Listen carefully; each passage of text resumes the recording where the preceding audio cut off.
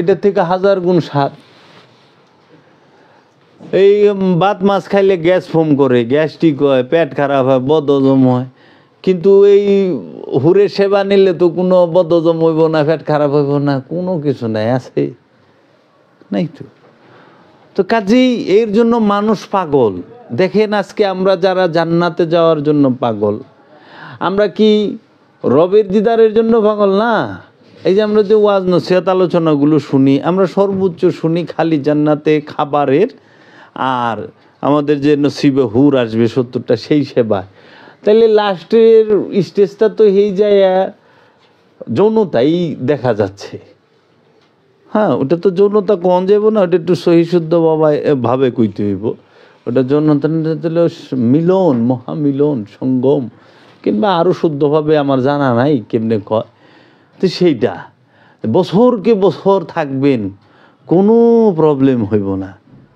তো এটা তো একটা অত্যাচারের মতো আমার কাছে লাগে, যে একটা কর্ম সারাদিন ভরা যদি করে, সারাদিন যদি আপনার কেউ খাইবার দেয়, এটা খাওয়ান হইব না, আপনার লাজাব হইব। তখন সারাদিন যদি একজনের তুই খালি সারাদিন সালাম দিবি, আসসালামু আলাইকুম, আসসালাম, যারা দিবি তারে চালান, এটাও তো একটা শাস্তি। সুখ কোনটা? এই যে আইসি সংখ্যা থেকে ওখানে এই যে বায়ে জাফরানদা একটা চা বানায় দিল, এটা দিয়েই খাবো আল্লাহ হলো, বা একটা স্পেশাল কিছু খাওয়াইলো, এটা খাইলাম, এটা একটা শান্তি, যে হ্যাঁ স্বাদ পেলাম। ওখানে যদি হ্যাঁ সকাল থেকে এই সন্ধ্যা রাত সারা রাত দিন সমানে জাফরানের চা খাওয়ায়, এটা তো মেহমানদারে, এটা গজব হয়ে যাব গা, গজব হইব না? ওই একটা গল্প শুনছিলাম যে আইলা না পুত্রা মোলার দিনে, তো এইরকম হয়ে যাবো গা। তো কাজেই আমাদেরকে বাকি কেন দেখায়? বাকি দেখায় এর জন্য যে নগদ যদি বলে তাইলে অলি আল্লাহ আসে, তাইলে রেসালাত আইসা পড়ে, রসুল আইসা পড়ে। যদি নগদের কথা বলে তাহলে আহলে বায়েত আসবে, আওলাদে রসুল আসবে, পাক পাঞ্জাতন, 12 ইমাম, 14 মাসুম, পৃথিবীর সমস্ত অলি আল্লাহগণ আসবে, এবং বায়াত প্রথা থাকতেই হবে। কারণ নগদের স্বাদ পাইতে হইলে অবশ্যই আওলাদে রসুল, পাক পাঞ্জাতন, আহলে বায়েত, অলি আল্লাহদের শরণাপন্ন হইতেই হবে। এখন তখন আর দ্বিতীয় যে একটা এই আছে, যে আমাদের সমাজের মধ্যে একটা ধর্মটা প্রচলিত আছে, হইলে একটা মোল্লায়াত, মৌলবী মুন্সিদের দ্বারা, আর একটা হইল পীর ফকিরের দ্বারা, অলিয়া উলিয়ায়ে কেরামের দ্বারা।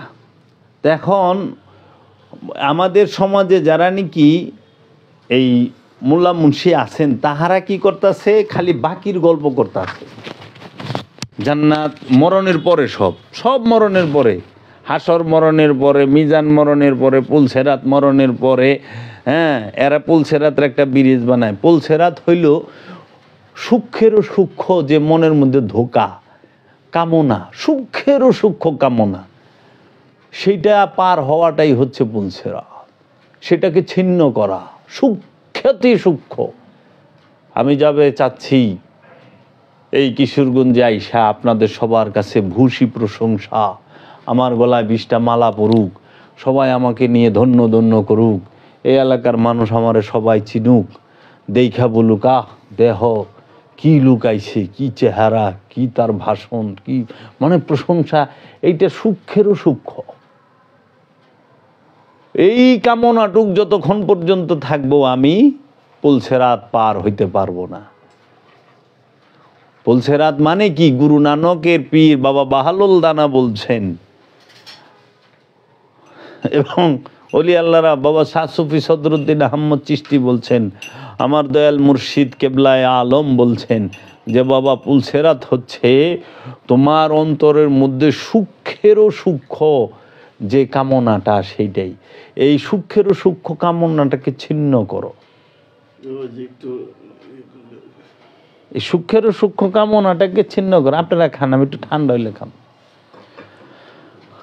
সূক্ষ্মেরও সূক্ষ্ম পর্দাটাকে ছিন্ন করো। অনেহারা বানায় দিছে পদ্মা সেতুর মতো, মনে হয় একটা ব্রিজ থাকবে জাহান্নামের উপরে, পুলসেরাতের ব্রিজ, দৌড়ায় ভার হয়ে যাবেন। হীরার থেকে ধারালো, চুলের থেকে চিকুন, সেটা কি? সূক্ষ্ম কামনা, যেটাকে ধরাই মুশকিল। ওই ব্যাখ্যা তো আমরা পাইছি যে ওই ফুলছে তো ফুলটাই হলো এরকম চিকন। না, এটা তো সত্য হ্যাঁ যে চুলের থেকেও চিকুন, হেরার থেকে দাঁড়ালো। সেটা কি? আমার সূক্ষ্ম কামনা বাসনা, সূক্ষ্মেরও সূক্ষ্ম কামনা বাসনা। সেইটা ব্যাখ্যার পার্থক্য এই জায়গায়। যার ধারে শত শত মানুষ, শত শত জীব মরতে পারে, এত ধারালো। দেখেন না, শক্তির পূজা যারা করে, ক্ষমতার জন্য তারা কি না করে, একটা দেশ ধ্বংস করে দিল। সম্পদের পূজা যারা করে, সম্পদ লুইটা মানবাধিকার প্রতিষ্ঠার লেগে কামানলে এখন লাগে। মানবাধিকার প্রতিষ্ঠার লেগে তুই ঈসা পাঠাইবেন, মুসা পাঠাইবেন, তাই না? মাওলা আলীরে পাঠাবেন, মাওলা হাসান হুসাইনরে পাঠাইবেন, খাজা গরিবে নওয়াজরে পাঠাবেন, বড় পীরেরে পাঠাইবেন, তাই না? আর আপনারা মানবাধিকার প্রতিষ্ঠার লেগে দিয়ে মিজাইল পাঠান। মিজাইল তো মানবাধিকার প্রতিষ্ঠা হয়, কারণ মিজাইল নিজেও তো জানে না হ্যাঁ ফাটলে কতটি মরবো। ভালোও তো মরতে পারে, মরে না ভালো। এক খারাপ মারবার গেছেন, বোম মারছেন, 20টা ভালো মরে গেছে, খারাপটা মরেই নেই। শিশু বিদ্যুৎ তো উল্টো বেশি। সমস্যা হচ্ছে যে আমরা এই যে আগের কোরআনের তো মানে বঙ্গ অনুবাদ যেগুলো পাইছি, জি এইগুলো শুনে একটু সঠিক অর্থ পাইনি। জি এই আপনি কতক্ষণ আগে একটা কথা বললেন যে বান্দা হতে পারে, এই বান্দা অর্থটা আমার মনে হয় যে আমাদের 99% রাই জানে না বান্দা কিভাবে হইতে হয়। জি এই ধরনের সমস্যা কিন্তু প্রত্যেকটা কথা আপনি অনেকগুলো কথা বলছেন যেগুলো প্রত্যেকটার মধ্যেই প্রশ্ন করার মতো, মানে এগুলো আমাদের প্রশ্ন আসে। জি হ্যাঁ, কিন্তু দেখা গেছে যে এটার জন্য আমাদের চিন্তাটাও জায়গা ওইমুখী। এখন বান্দার কথা যদি আপনি বলি, এই যে খুব সুন্দর একটা করছে যে বান্দা, বান্দা মানে কি? বান্দার আরবি হইল ইবাদ। আব্দুল্লাহ ইবাদ, আব্দুল্লাহ মানে আল্লাহর বান্দা, ইবাদ মানে বান্দা। বান্দার সঠিক ইটা হইল দাস, বাংলায় দাস। অনেক দাস কি? দাস কারে কয়? আপনার বাড়িতে যে কাম করে সে কি দাস? সে তো আপনার কর্মচারী, চাকর, কর্মচারী, বেতন নেয় মাস শেষে। যে দাস হ্যাঁ বেতন নিবে না। দাস মানে কি? যে দাসের ভরণ পোষণ যাবতীয় যাহা কিছু আছে সব মালিক বহন করবে, এবং দাসের উপরে মালিকের সমস্ত কর্তৃত্ব থাকবে। মানে আপনার বাড়িতে যে, আপনার দোকানে, আপনার ফ্যাক্টরিতে, আপনার কোম্পানিতে যে চাকরি করে, হ্যাঁ সমস্ত কিছুর উপর আপনার অধিকার আছে না? হ্যাঁ এনি টাইম চাকরি ছেড়ে দিয়ে যায় পারে গা, আর আপনারই তো গ্যারান্টি নেই হ্যাঁ আপনার ফালাইতে যাবো গা। আর দাস কখনো ফালাইতে যায় পারবো না। দাস কি? সে চিরকাল তার আজ্ঞাবহ। এর জন্য ওই যারা কয় আমরা আল্লাহর দাস, আপনার আল্লাহর দাস। আল্লাহর দাস যদি অহেন মানুষের কাছে টাকা ছানকে, বাসে, লঞ্চে, ট্রেনে, বিমানে, কোন হানে নাই, কবরে যাওয়ান বাকি খালি। রাস্তা পাইলেও হুনও ঢুকবো। কোনো জায়গায় বাদ আছে, ফ্লাইওভারও দিহি কালকে আজকে আইতের সময় দিয়ে রিসিভ বুকলে খাড়া রয়েছে। এই যে গাজীপুরে জামে পড়ছে গাড়ি, দেখছেন না 4-5 জন রিসিভ বুকলে এমকে ফ্লাইওভারও পড়ছে আছে। হ্যাঁ, তো এমন কোনো জায়গা নাই যে যায় নাই। কিন্তু দাস সে কই চাইব? সে চাইব তার মনিবের কাছে। দাস অনেক বড় জিনিস। এর জন্য আবাদত কইরা কোনো দিন দাস হয় না। দাসের জন্য আবাদত কইরা, এই যে নামাজ পড়া না, দাসে কোনোদিন নামাজ পড়ে না, দাসে নামাজ শিক্ষা দেয়। আয়েন কোরআন খুলেন, খুলে দেখবেন মুসা আমার বান্দা, ঈসা আমার বান্দা, ইব্রাহিম আমার বান্দা। তো এই বান্দা কি নামাজ পড়বার আইছে না নামাজ শিখে বেড়াইছে? তারা তো গুরু হয়ে আসছে। একমাত্র দাসেই জানে তার মনিব কেমন। দাস মনিবের প্রশংসা করতে পারে বান্দায়, বান্দা ছাড়া অন্য কেউ তার প্রভুর প্রশংসা করতে পারে না। আমরা কিন্তু বান্দা না, আমরা হলো মোল্লার বান্দা, আল্লাহর বান্দা না। বান্দাও 2 প্রকার, একটা হলো আল্লাহর বান্দা, একটা হলো মানুষের বান্দা। আবার কোরআনে বলছে তোমরা শয়তানের দাসত্ব কইরো না। এইভাবে বলছে ইয়া বানি আদম লা তা'বুদুশ শয়তান, তোমরা শয়তানের দাসত্ব করিও না। আবার আল্লাহই কইছে ওয়া বুদু রব্বাকুম, তোমরা তোমাদের রবের দাসত্ব করো। দেখছেন একই শব্দ ব্যবহার হয়েছে, লা তাবুদু শয়তান ওয়া বুদু রব্বাকুম। তো এই যে শয়তানের দাসত্ব একদল করে আর রবের দাসত্ব একদল করে, রবের দাসত্ব যারা করে তাদেরকে বলা হয় নবী, তাদেরকে বলা হয় রসুল, তাদেরকে বলা হয় ওলি, তাদেরকে বলা হয় মুমিন, তাদেরকে বলা হয় বান্দা নেওয়াজ। আর যারা নাকি শয়তানের দাসত্ব করে তাদেরকে ইবলিশ বলে, খান্নাস বলে, মরদুদ বলে, মুশরিক বলে, কাফের বলে, মুনাফেক বলে, জালিম বলে, কোরআনের ভাষা এগুলো। তো এর জন্য ওখানে আমাকেও দেখি যে ডাকে, ও আল্লাহর বান্দা বান্দিরা উঠন সেহেরি পাক করুন। দেখেন না রোজার মাসে এই যে সামনে আইতেছে, আল্লাহর বান্দারা উঠেন উঠেন সেহেরি খান সেহেরি খান। আল্লাহর বান্দায় সেহেরি খাইবার লেগা মোল্লার বান্দার ডাক বলেছে। আল্লাহর বান্দায় তো ঘুমই আহে না। আল্লাহর বান্দা উঠবো কোন সময়? ঘুমাই তো নাই আল্লাহর বান্দায়। ঈশানবী ঘুমাইছে, মুসানবী ঘুমাইছে, মহানবী ঘুমাইছে না। আল্লাহর বান্দার লগে আল্লাহ কথা কয়। আমি যদি আল্লাহর বান্দাই ওই আল্লাহ লগে কথা কয় না কে? ও মানুষ, তুমি যদি আল্লাহর বান্দাই হও, তোমার সাথে আল্লাহ কেন কথা বলে না? আর তুমি কেন আল্লাহর সাথে কথা বলতে পারো না? তুমি হাওয়ার উপরে কথা বলতাছ, হাওয়ার থেকেও কোনো উত্তর আইতাছে না। এই যে আমরা মাইক মুইক লাগায় যত মোনাজাত টোনাজাত করতেছি, সবই তো হাওয়ার উপরে যাইতেছে, উত্তর আহে। আবার আমরা যা চাই তা পাইতাছি, দেখতাছি না তো। হ্যাঁ, যদি আমরা দেখতাম যে ওইগুলা কবুল হয়, সর্বপ্রথম মরে যেত আগে বুশের 14 গোষ্ঠী ধ্বংস হয়ে যেত, যেত না? আচ্ছা, আর কবরের আযাব কিংবা কবরের যে আরাম, সেটা যদি তো ওখানে সবচেয়ে বড় কথা হলো ওসামা বিন লাদেনের কবরই দেয় নাই। কবর দিছে আমেরিকা সরকার, তখন ওসামা বিন লাদেনের তো কবর হলো না। মুনকার নকির কেমনে 3টা প্রশ্ন করবো, মান রাব্বুকা মান দীনুকা মান নাবিয়ুকা কও। তারপরে এই যে শাস্তি পুরস্কার যায়, ও খাওয়ান দাওয়ান আনবো।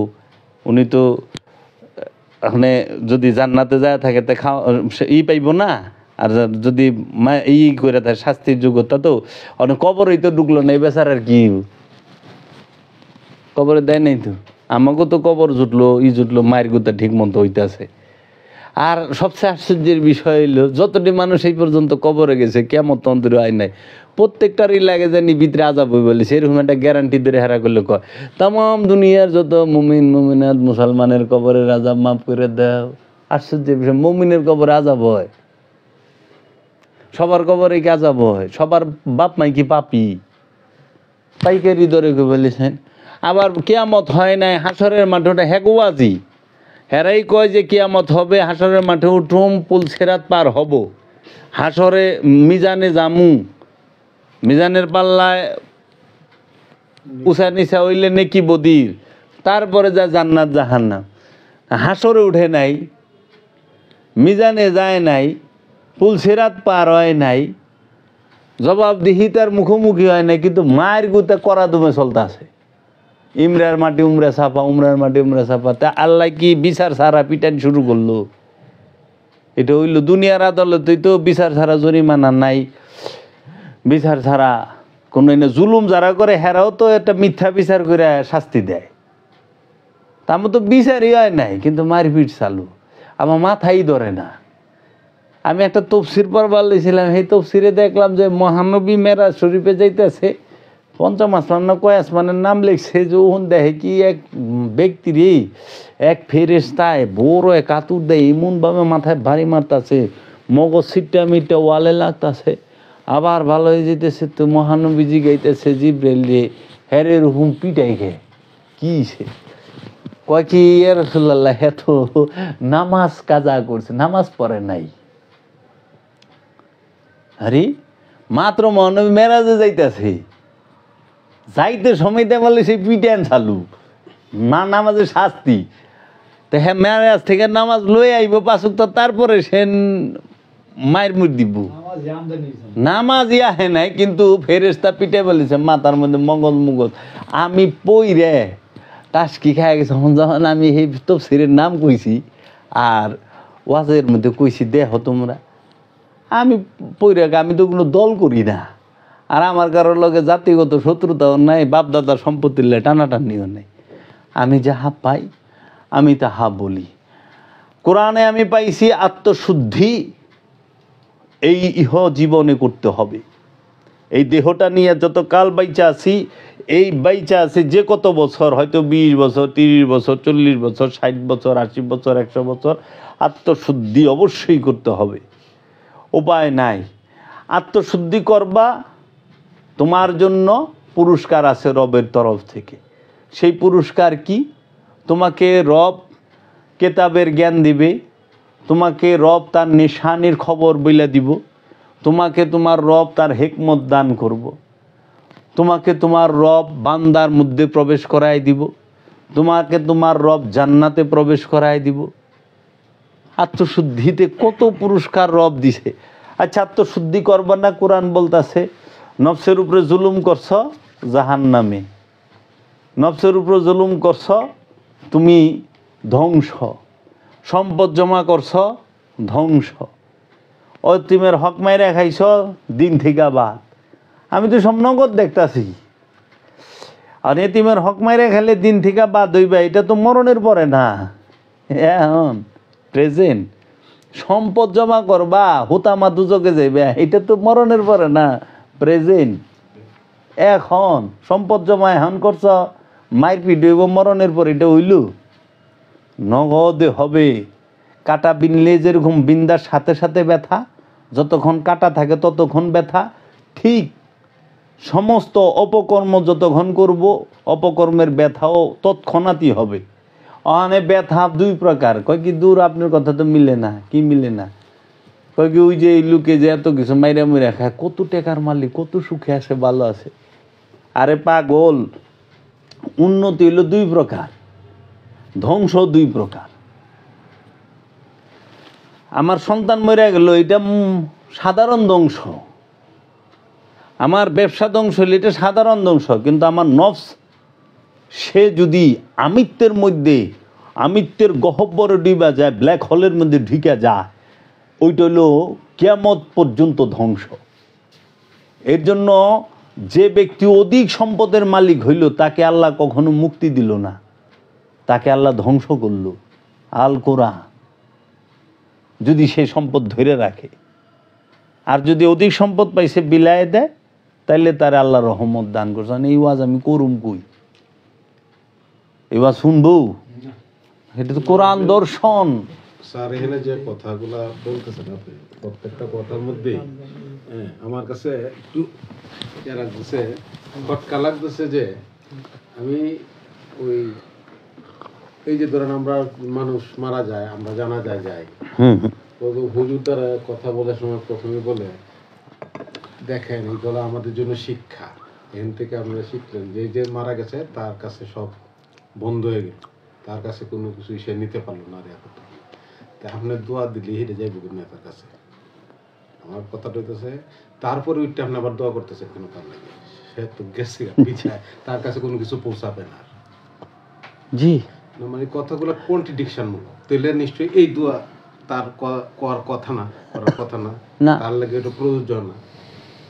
আর এখানে যে কিয়ামত কিংবা কবর, এই বিষয়গুলাও আমার একটু, আপনার যে বিষয়টা কইছেন, আপনার কথাটার সাথে কোরআনের একমত আছে। ওই থেকে একটা কোরআন বাইর করতো, সূরা বাকারার 48 নম্বর আয়াত, সূরা বাকারা 48 নম্বর আয়াত। ওইখানে বলতেছে তুমি সেই দিনকে ভয় করো যেই দিন কোনো নফস কোনো নফসের কাজে আসবে না। খুব খেয়াল করেন কথা, কোরআনের প্রতিটা ওয়ার্ড খুব সূক্ষ্মভাবে খেয়াল করতে হবে। তুমি সেই দিনকে ভয় করো যেই দিন কোনো নফস কোনো নফসের কাজে আসবে না, গ্রহণ করা হবে না কোনো বিনিময় কোনো নফস থেকে, কোনো সুপারিশ, কোনো প্রকার ওজর আপত্তি গ্রহণ করা হবে। তুমি যাহা করছো তাহাই তোমাকে দেওয়া হবে। এবং এইটা এই সূরা বাকারার আরেকটা আয়াতের মধ্যে, এই একই সূরা আরেক আয়াতের মধ্যে আছে আরও ভিতর দিকে গেলে। এখন কথা হইল এই এদিক দাও, এখন কথা হইল কথাটা কি কইছে খেয়াল করেন, কোন নফসের সুপারিশ করলে কাজে আসবে না, গ্রহণ করা হবে না। আপনি একটা নফস, উনি একটা নফস, আমি একটা নফস, ইনি একটা নফস, এনে যারা আছে প্রত্যেকে একটা একটা নফস। কিন্তু এখানে কিন্তু বলে নাই কোনো রসুল যদি কোনো নফসের জন্য সুপারিশ করে দোয়া করে সেটা কবুল হবে না, এটাগুলো বলে নাই। কোনো নবী কোনো নফসের জন্য দোয়া করলো, সুপারিশ করলো, গ্রহণ করা হবে না, এটা বলে নাই। কোনো ওলি সেটা বলে না, বলছে নফস। নফস হলো খান্নাতযুক্ত থাকে, খান্নাতযুক্ত ব্যক্তির দোয়া রবের, খান্নাতযুক্ত ব্যক্তির ডাক রব শুনে না, রব ডাকের উত্তর দেয় হলো খান্নাস মুক্ত ব্যক্তির। এই জন্য ওলি আল্লাহরা নবী রসুলরা সুপারিশ করলে, দোয়া করলে সেই দোয়ায় মাগফিরাত হবে। কিন্তু নফস হাজার করলেও কাম হবে না। এই যে আমরা মরা যায় না, আমরা সবাই মিলে যে দোয়া খায়ের যে মইরা গেছে, এবার একটা শটানে সোজা তীরের মতো সোজা হইয়া রয়েছে, জীবন এত সোজা হয় নাই। মরার পরে একদম সোজা লড়ে না, সরে না, মাতেও না। হ্যাঁ, সামনে যাইয়া কোরআন খুলে ইয়াসিন আল কোরআনিল হাকিম ইন্না কালামিনাল মুরসালিন, আরে মিয়া তো মইরা গেছে, মানে হ্যাঁ ইয়াসিন হুনাই কি আর ইয়াদ্দোহা হুনাই কি। মরা তো জিন্দা থাকতে যদি হুনায় পারতেন কামে দিত, শুনলেও সোয়াব আসিল। মরায় তো শুনেও না, যে পড়তেছে তার সোয়াব হইতেছে, কিন্তু যার সামনে যার উদ্দেশ্যে পড়তেছে এত কোনো সোয়াব নাই। তাহলে আপনারা দেখি সবাই মিলে যান গা পড়বার লেগে, মাজারে যায় ফাতিহা শরীফ পড়লে কত কথা কয়, আর হ্যাঁ যে সবাই যায় কোরআন তেলাওয়াত করে মুর্দার সামনে বইয়া, মুর্দায় কি কোরআন তেলাওয়াত শুনে গো বাবা? মুর্দায় শুনলে তো উঠে দিব দূর, এই পোলায় তো খান্তাছে খে, মেয়ে তো খান দেখে, এই আমি মরছি নাকি? আমাদেরকে রাখছে কই? কারণ যদি কই নগদ জান্নাত, নগদ জাহান্নাম, নগদ সব এই জিন্দিগিতে থেকেই প্রবেশ করতে হবে, তাইলে পরে দেখা গেছে বাকির যে ভয় দেখায় একটা মাল পানি হাতানের একটা কারবার আছে, সেটা বন্ধ হয়ে যাব। নগদ দেখা যে নফস শান্ত, সে তো নিজেই জান্নাত হয়ে বই রইছে, পরিতৃপ্ত, কারণ তার কোনো চাহিদাই নেই। যার এখন তুই হুরের আশা আছে, হ্যাঁ তো অতৃপ্ত। তৃপ্তি মানে কি? কোনো আকাঙ্ক্ষা নাই, কোনো চাওয়া নাই। যার কোনো চাওয়া নাই সে হইল শান্ত। যার বিন্দু মাত্র চাওয়া আছে সে কি শান্ত? সে তো শান্ত না। তো অহন্তরী হুরের আশা আছে। আল্লাহরে দেহ নিলে কেউ কান্দে না, জান্নাতে যে বেলে সবাই কান্দে। আর কি ভিক্ষা চায়? জান্নাত তো ভিক্ষার বিষয় নাই। যেমন কেন আল্লাহ আমাদের জান্নাত দিয়ে দাও, আল্লাহ তোমার কাছে কান দেওয়ার চায়। আরে জান্নাত কি চাওয়ার বিষয়? পাগল, জান্নাত হলো অর্জনের বিষয়। তা আমি একটা আলোচনার মধ্যে কইছিলাম যে আমাদের বাংলাদেশ ক্রিকেট টিম বিশ্বকাপে খেলবার যায়, টি-20 হোক কিংবা এই যেমনি হোক। এই যে কদিন আগে কই জানি যায় খেলে এলো, ভারতে নাকি ইংল্যান্ডে, জানি না। ওখানে মাঠের মধ্যে যদি যায় সাকিব আল হাসান সবাই রেলে গড়ায় আর কয় আল্লাহর দোহাই লাগে আমাকে বিশ্বকাপটা দিয়ে দেন, এইবারে দেন, আর জীবনে চাবো না, আপনারা দেন। ফিফা কি আইসিসি আপনার কাছে ভিক্ষা চাইলাম, দেন, আল্লাহর দোহাই লাগে দেন, এই সবার দোহাই লাগে দেন, একবার দেন, দিব। সে তো মাঠের মধ্যে রেখে দিছে, খেলে জিতানে, খেলে জিতানে। ওখানে এই যে প্রফেসর মানুষ, ওখানে ওনার বিদ্যালয়ে যায়, যদি ওনারে কাইন্দা পরীক্ষা দিলাম না, পড়লামও না, হুজুর আল্লাহর দোহাই লাগে আপনি আমার পাস করায় দেন, আখেরাতে আপনি আল্লাহ জান্নাত দিব, আখেরাতে আপনি খুবই পাইবেন, শান্তি পাইবেন। কাম হইব, এমএ পাস করাই দিব? হ্যাঁ, আমারে পরীক্ষাতে নিতে হবে তো।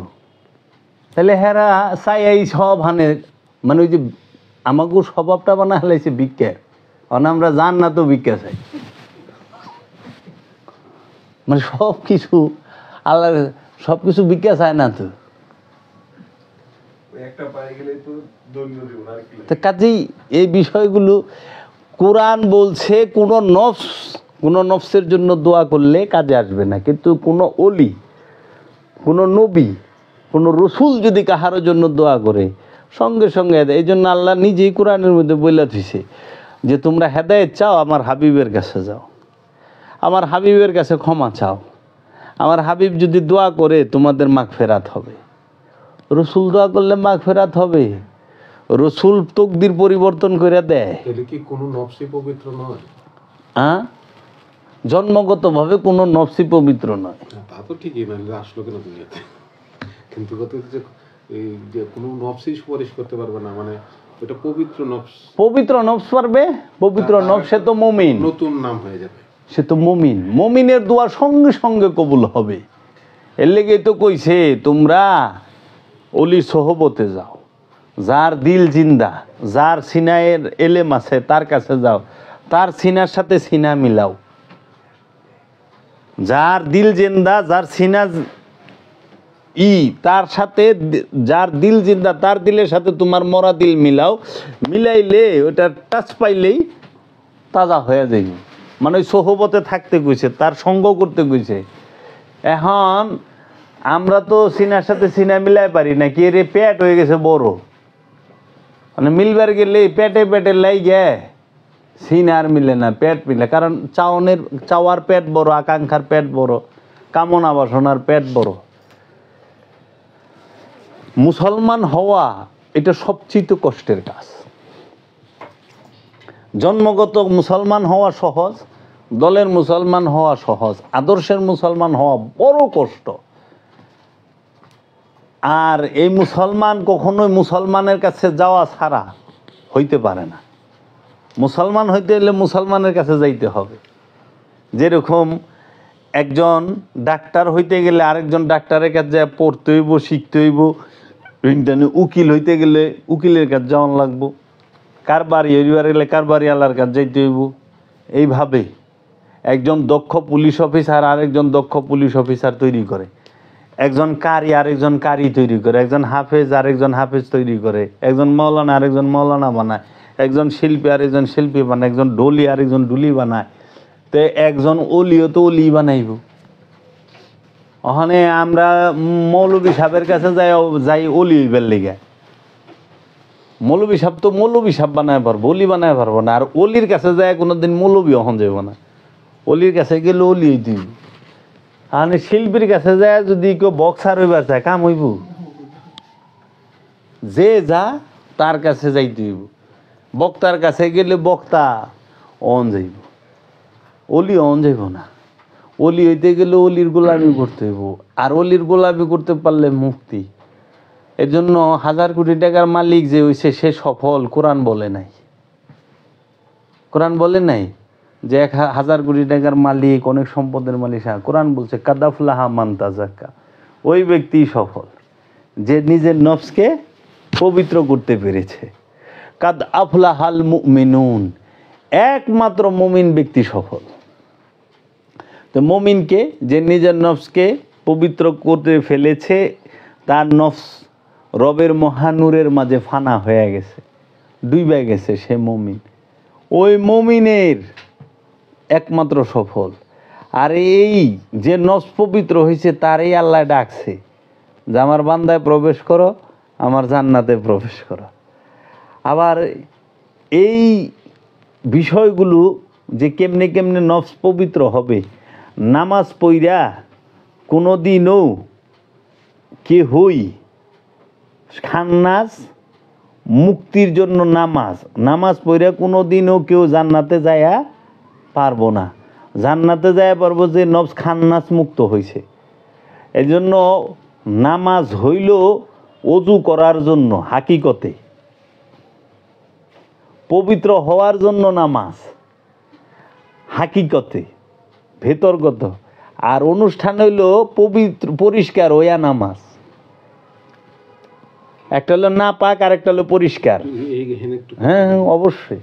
তাহলে আমার প্রশ্ন রয়েছে, আদম আলাইহিস সালাম বেহেশতে ছিলেন সময় তো অবশ্যই উনি পবিত্রই ছিলেন নাকি? জি। তো ওনার কাছে যে উসওয়াসা দেওয়ার জন্য যে খান্নাস গেল, ওনার সাথে কিভাবে? খান্নাস তো তার ওয়াসওয়াসা দেয় নাই। তাহলে ওই যে ওনার দ্বারা যে গন্ধম খাওয়ার কথা বলা হচ্ছে যে গল্প জি। এই জিনিসটা কি? ওনাকে খান্না সোয়াসা দেয় নাই তো কোরআন। উনি ইচ্ছাকৃত, উনি রবের প্রেমে ইচ্ছাকৃত ওনার যে আত্মবলিদান যেটাকে বলা হয়, সমস্ত সুখ শান্তি রবের ইচ্ছাকে প্রতিষ্ঠিত করার জন্য বলিদান দেওয়া, যেটাকে কুরবানি বলে। কুরবানি কারে কয়? কুরবানি হইল ইচ্ছাকে কুরবানি করতে হয়। অন্যের ইচ্ছাকে কুরবানি করা কুরবানি না, নিজের ইচ্ছাকে কুরবানি করা হইল কুরবানি। এখন দেখেন, আপনি যেহেতু এখানে কথাটা আনছেন, আল্লাহ এন কি লাইভ আছে?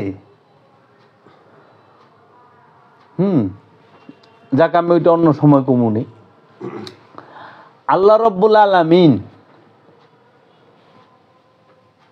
নের মহাপ্রেমিক।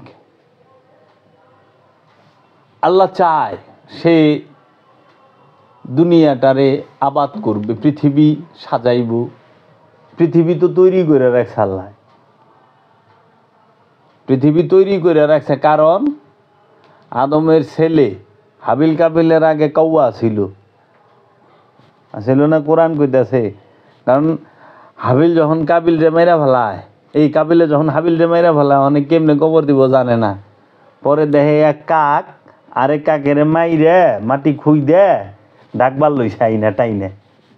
তখন তার মানে তাকেও অনেক আগে কাক ছিল। আবার ফেরেশতা বলতাছে, তুমি কি তাদেরকে তৈরি করবা যারা রক্তপাত করে, মারামারি করে, হানাহানি করে? আল্লাহ রব্বুল আলামিন এই পৃথিবীকে আবাদ করবে, কিন্তু আল্লাহ দুষ্কান্দের লইব না। তুই ক ইচ্ছা করে প্রেম না করস, ভালো না বাসস, আমি জেনে শুনে বিষ করেছি যে পান, প্রাণেরও বিনিময়ে সপেছি যে প্রাণ।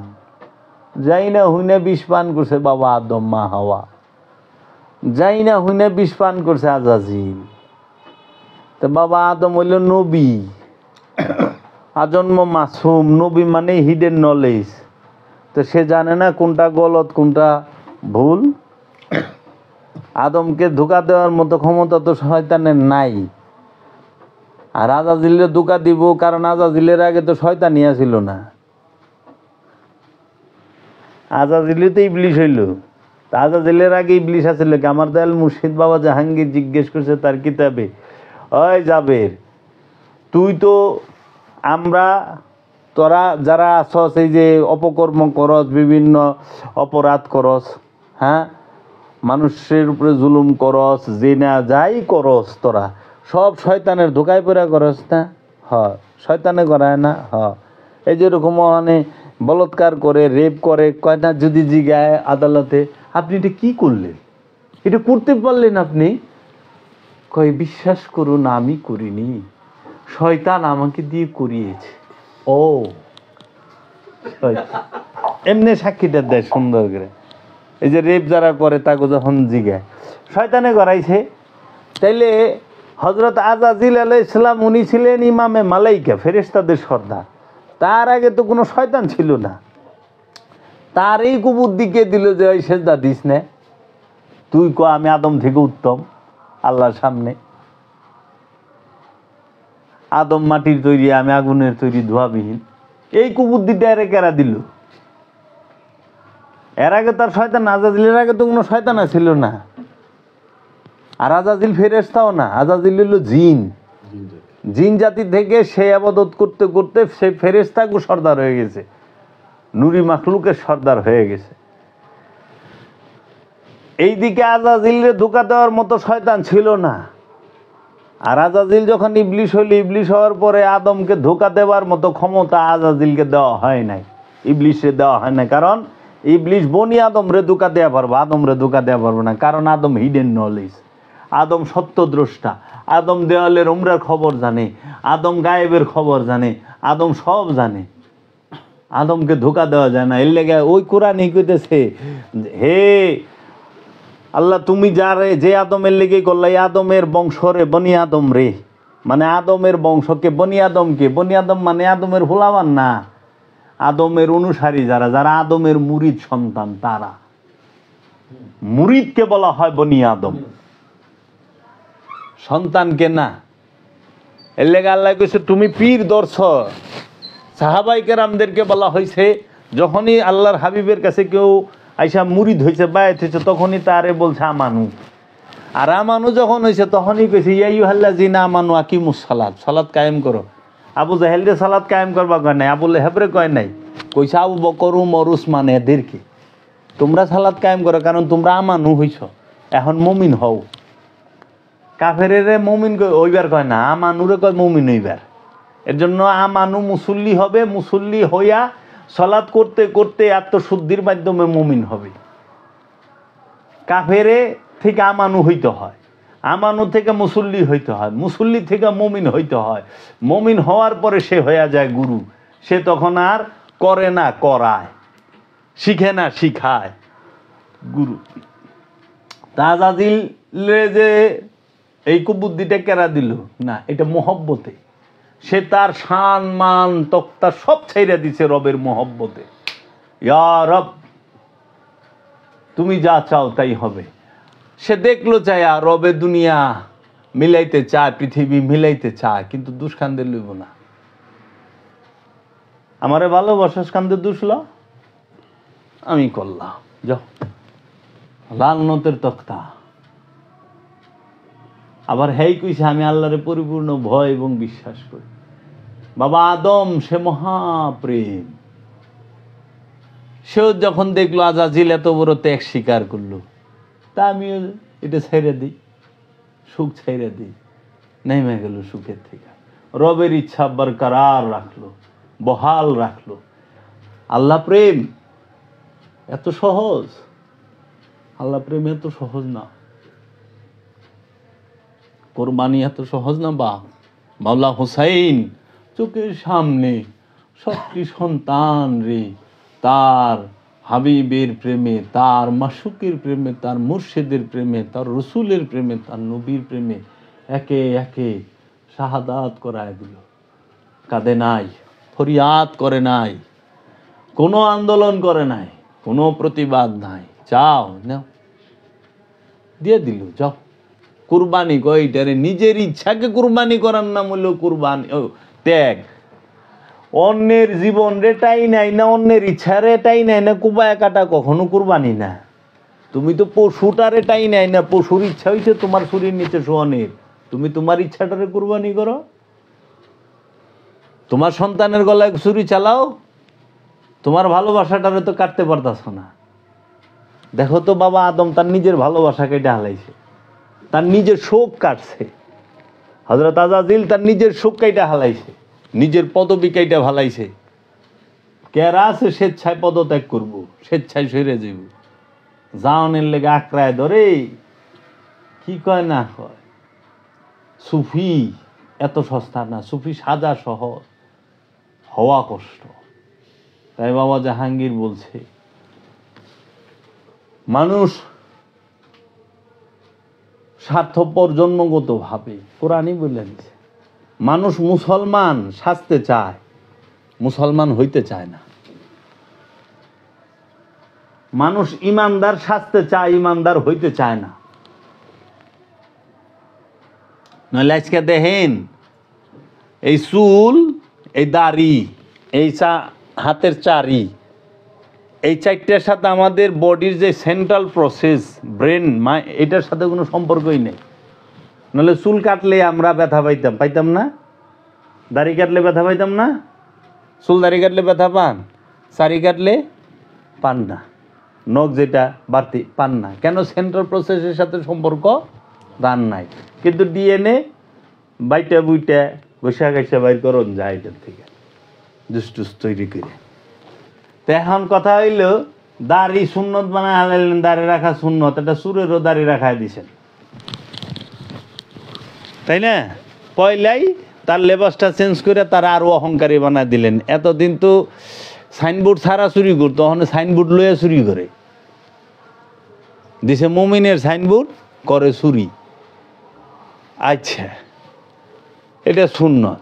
মহানবী 27টা যুদ্ধ করলো, উঠে ছইরে আর ঘুরাই ছিঁড়ে, গাদা খচ্চরে ছইরে সারাটা জীবন 63টা বছরই ঘুরলো, ঘুরছে না? উঠে ছইরে ঘোরায় ছইরে গাদা খচ্চরে ছেড়ে আজ পর্যন্ত দেখছেন কোনো মৌলবীরে শখ করে একটা উট কিনা ঘুরতে?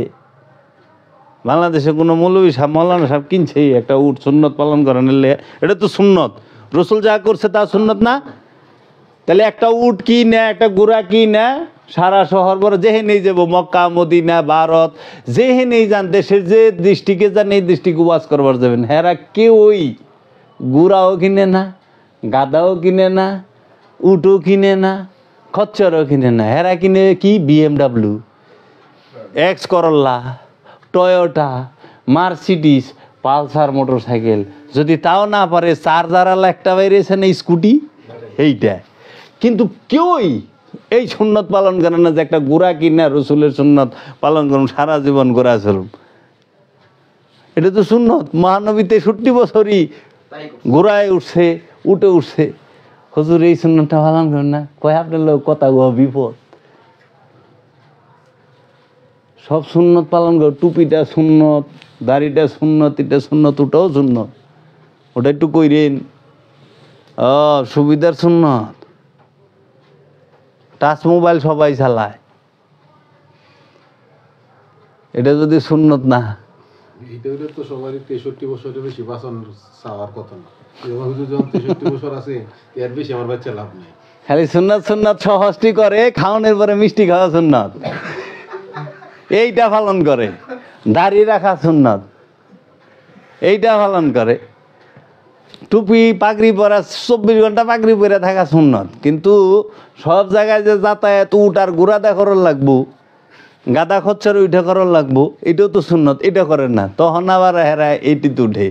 আমরা তো সুন্নত শুনলে এত ফাড়াফাড়ি করি না। রসুলের আদর্শটা ধরতে হবে। রসুল যাহা করছে তাহা করা না, রসুল যাহা বলছে তাহা করতে হবে। রসুলের অনুসরণ করতে হবে, অনুকরণ না। অনুসরণ করো। এখন মানুষ অনুসরণ করে না, অনুকরণ করে। দাড়ি রাখছে কিন্তু জাগা মাইরা খায়, আত্মীয় স্বজনের ওয়ারিশ সম্পত্তি মাইরা খায় না। রসুল তো কেউ ওয়ারিশ মাইরা খায় নাই, তাহলে আপনারা ওয়ারিশ মাইরা খেলেন কে? সাহাবিগো মধ্যে পাই ওয়ারিশ মাইরা খাইছে, আমি পাই। কারণ মবিয়া বাইতুল মালরে নিজের মাল করে লইছিল। তো মবিয়া যদি সাহাবি হয় তো বাইতুল মাল নিজের মাল করার তো ক্ষমতা তার নাই। এটা জনগণের হক না?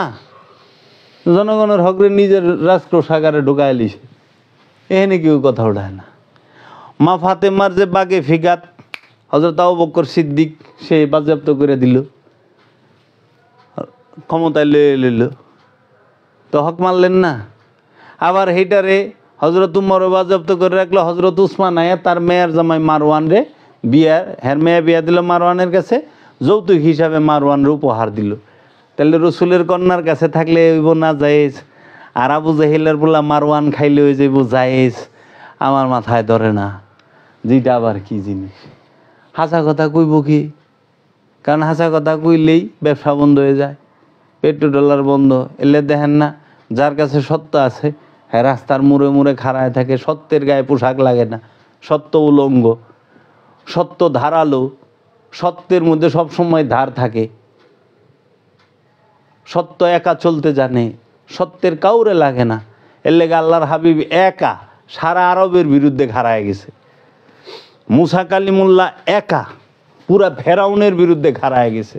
ইব্রাহিম খলিলুল্লাহ একা নমরুদের পুরা হোল প্রজা এবং নমরুদের বিরুদ্ধে খাড়ায় গেছে, একা খাড়ায়। যখনই দেখবেন বাহিনী, মাওলা হুসাইন একা এজিদের বিরুদ্ধে খাড়ায় গেছে। যখনই দেখবেন বাহিনী লয়ে আইব তখনই বুঝতে হইব এটা কইলে মোহাম্মদী দর্শনের না, এটা এজিদি দর্শনের। সত্য একা চলে, সত্যের গায়ে পোশাক লাগে না। এর জন্য সালাত কইরা পবিত্র হইতে হবে। পবিত্রতা নাপাক, নাপাক আর পরিষ্কার, পাক আর পরিষ্কার এক না, নাপাক আর ময়লা এক না। আমাদের শরীরে যখন বিভিন্ন পায়খানা প্রস্রাব ময়লা ধুলাবালি থাকে তখন আমরা পরিষ্কার, আর যখন আমাদের অন্তরে খান্নাসরূপী শয়তান থাকে তখন আমরা নাপাক। কলবে যখন শয়তান থাকে তখন নাপাক।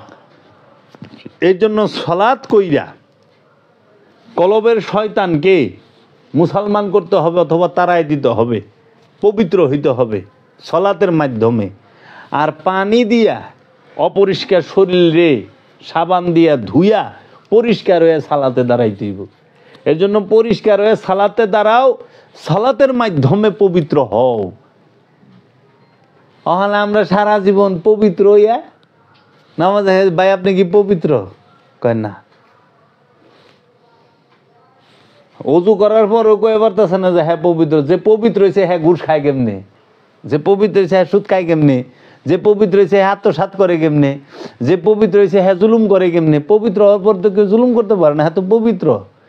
আর আপনি যদি কোন 100% মিনারেল ওয়াটার, কিন্তু তার মধ্যে না একটা সার পোকার বাচ্চা দেখা গেছে, হইল তো পরিষ্কার 100% মিনারেল ওয়াটার হইল কেমনে? সার পোকার বাচ্চা তো আছে। তো কাজেই এই জিনিসটা যেন না হয়। ওই পবিত্র হইল অন্তরের বিষয়, পবিত্রতা নাপাকি অন্তরের বিষয়, আর অপরিষ্কার পরিষ্কার হইল দেহের বিষয়। এই জন্য দেহকে পরিষ্কার করেন, অন্তরকে পবিত্র করেন। যারা দেহকে ময়লা রাখে, অন্তরকে অপবিত্র রাখে, তাহারাই জাহান্নামে থাকবো। আর যদি অন্তর পবিত্র হয়, দেহ ময়লা হয়, সে ব্যক্তি জান্নাতি। তার কথা আল্লাহ শুনবো। কারণ পেটের মধ্যে পায়খানা প্রস্রাব লইয়া নবী রসুল ওলিয়া উলিয়া কেরাম মেরাজে গেছে, কিন্তু অন্তরের মধ্যে লোভ হিংসা কামনা বাসনা লইয়া কোনো নবী রসুল উলিয়া উলিয়া মেরাজে যায় নাই, যাওয়া যায় না। এর জন্য সত্য সে জাগ্রত হবেই। মিথ্যার 1000 কথা, সত্যের এক কথা। মানলে মানো, না মানলে না বলো। সত্যরে মানলেও সত্যের কোনো লাভ নাই, সত্যের অস্বীকার করলেও সত্যের কোনো লস নাই। আল্লাহ বয়রানা যে আল্লাহরে এত প্রেশার দিয়া হোনারা, আল্লাহ আমার নিকটে, আমার নফসের একদম নিকটে। তের লেগা বাবা কবির আহমদ কইছে, তুই যে এত মাইক লাগায় ছিলেস, তোর আল্লাহ কি বয়রা? আল্লাহ কইছে একটা পিঁপড়া যদি আইটা যায়, হে পিঁপড়ার হাঁটার খবরটা আমি পাই, আমি জানি। আর তুই এই যে মাইক দিয়ে ছিল্লাই বের লইছস, বাবা কবির আহমদ ভারতের, না কবির আহমদ, ওই 5 জন 6 জন ছিল মহারথী, যারা একসাথে সবার গুরু ছিল। মানে কামেলেরও কিন্তু একজন গুরু থাকে, কামেলদেরও, যে সবাই চৈতন্য, কিন্তু তার মধ্যে সবার একজন পূজনীয়, মানে বৃদ্ধ যারে কয়। এই নামঙ্গ সবারই দাঁড়িয়ে আছে, কিন্তু একজনের দাঁড়িয়ে একদম সাদা। কেন? আমাদের থেকে তার বয়সটা বেশি, বিজ্ঞ। এর জন্য ঠিক কামেলের মধ্যেও একজন থাকে, যেরকম বাবা কবির আহম্মদ ছিল। ওরে বাবা, বাবা বুল্লে শাহ, বাবা কবির আহম্মদ, তারপরে বাবা গুরু নানক, তারপরে আপনার যে আরেকজন আছে, এরা 5 জন আছিল, একখানে সবসময় বসতো। ভারতে গেলে যাম। তো যাই হোক বাবা, অগোছালো এলোমেলো অনেক কিছুই কইলাম, বলবা দেবী মার্জনী।